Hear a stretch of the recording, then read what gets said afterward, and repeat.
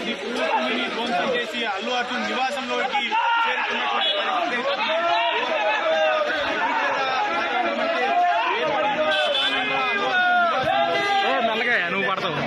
అటు సెక్యూరిటీ సిబ్బంది వాదించడంతో పెద్ద ఎత్తున గందరగోళం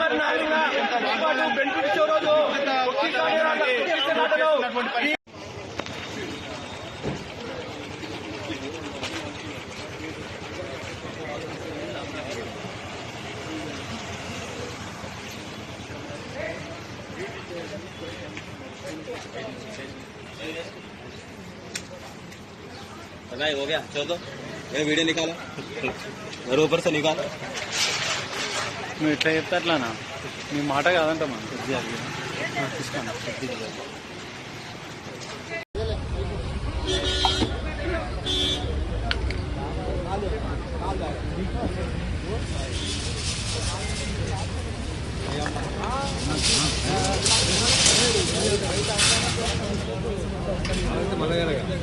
కాదు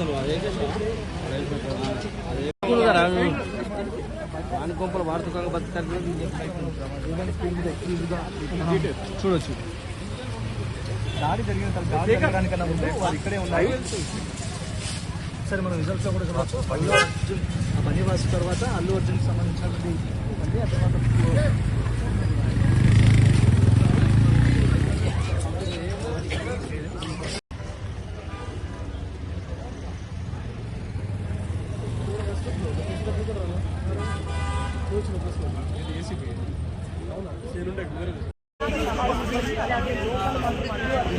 అల్లు అర్జున్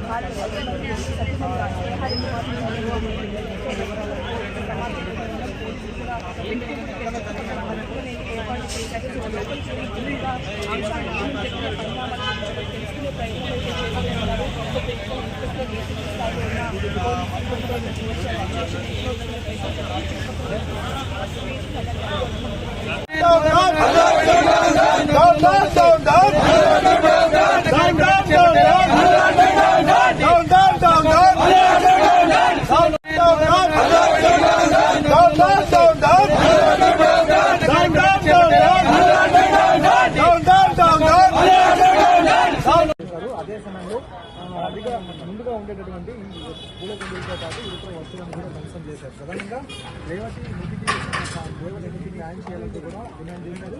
అలాగే ఇప్పుడు ప్రకటించినటువంటి ఇప్పటికీ 20 లక్షల ఇస్తానంటూ కూడా అల్లు అర్జున్ ప్రకటించారు. మరోవైపు ఖచ్చితంగా ₹1 కోటి వరకు కాంపెన్సేషన్ చేశారు. అదే సమయంలో ముందుగా ఉండేటటువంటి పూలకుండలతో పాటు ఇతర వస్తువులను కూడా ధ్వంసం చేశారు. ప్రధానంగా రేవతి ఇంటికి న్యాయం చేయాలంటూ కూడా డిమాండ్ చేశారు.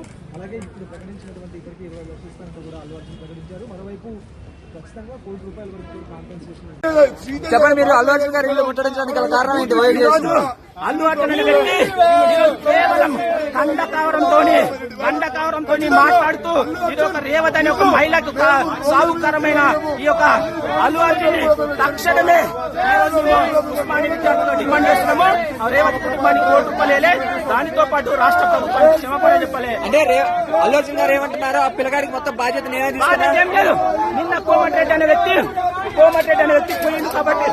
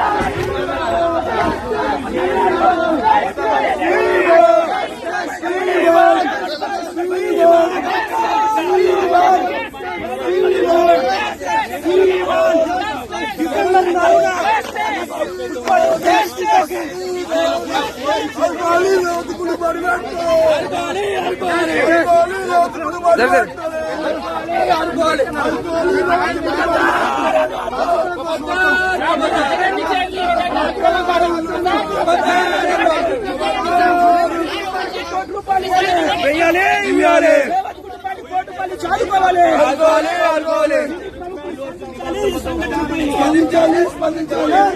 పోలీసులు అల్లు అర్జున్ నివాసానికి చేరుకున్నారు. నిరసన చేస్తున్నటువంటి, ఆందోళన చేస్తున్నటువంటి అల్లు అర్జున్ స్పందించాలని ఆందోళన